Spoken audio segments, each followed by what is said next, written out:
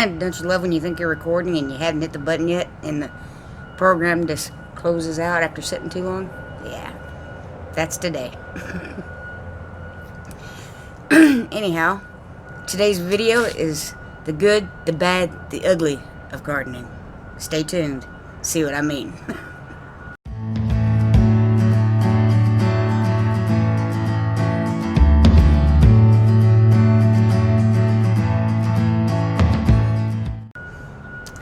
Alright, like the intro said, the good, the bad, the ugly. The good, which I'll post a picture here.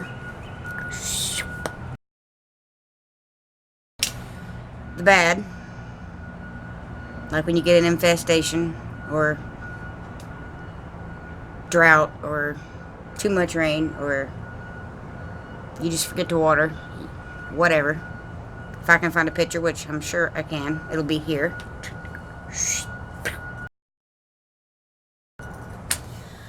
And then what we have today. Yeah, we've had 4 days so far where it's dropped below freezing. So everything in the garden's dead. And I need to get it ready to plant my garlic. And that'll be another video because I want to do something I saw on someone else's video. I think it was Facebook actually. Where they stuck the garlic in cups of water. Where the garlic's not sitting in the water, just the roots are touching it. And you let the roots grow, then you transplant it into the ground. I want to try that. If I'm not mistaken, it's supposed to help it get bigger. And do better for winter because the roots are already established. But I'll check into it, do more research. But that'll be like in a few days or a week or so, depending on how long it takes those roots to grow. Hopefully not long. Because I'm already behind on garlic. But before I can plant garlic or build my cold frame to plant my carrots or cabbage and anything else for winter, I need to get the garden ready for winter. Get it prepped, you know, for the long haul. I say that, but today's November 19th. It's 75 degrees. I'm sitting in shorts and a cut-off t-shirt, and I just mowed up the leaves around my garden bed to stick in my one empty bed. Well, it's really not so empty now, but you know what I mean. But I saw Luke from MIGardener, and I'll have his channel link in the description, do a like a horticulture type thing with his garden bed.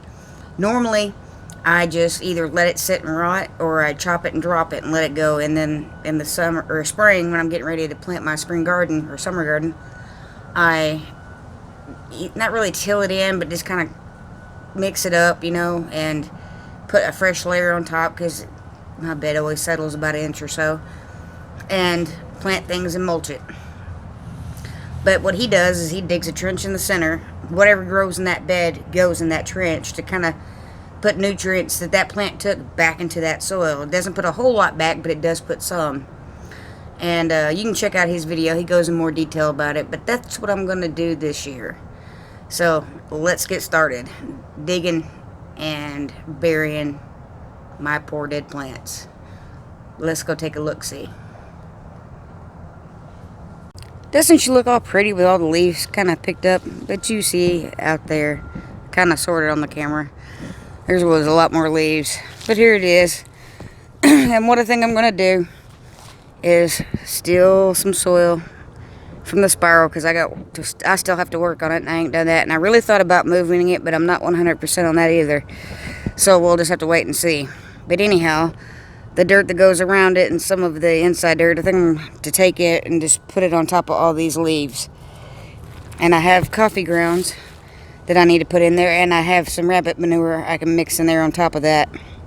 And then that right there can go on top, and it'll be done for the winter till spring. This one here, I want to dig a trench and bury that and at least half of the dead cucamelon vines. Over here, I want to do the same thing, and here, and here. You can see I've got my work cut out for me. Oh, you can kind of see back here with all the leaves that's what the rest of the yard looked like. See how that is? Until I almost said vacuum it up. Until I mowed it up and stuck it in that bed, because it helps put nitrogen and nutrients back in the soil. But I'm going to rake it up, dig a trench, bury the old ones, cover it back up, and maybe put a little rabbit manure and cover it up with what mulch is already on there, and maybe a little bit out of that container, or that compressed wood chip container thing.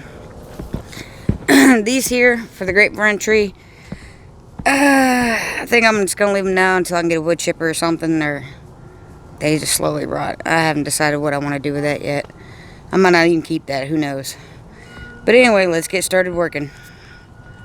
Now, I do have to be careful because I do have my green onions already established in this bed. So when I rake around it and dig around it, I don't have to be careful not to disturb that. But other than that, the whole bed's pretty much free game.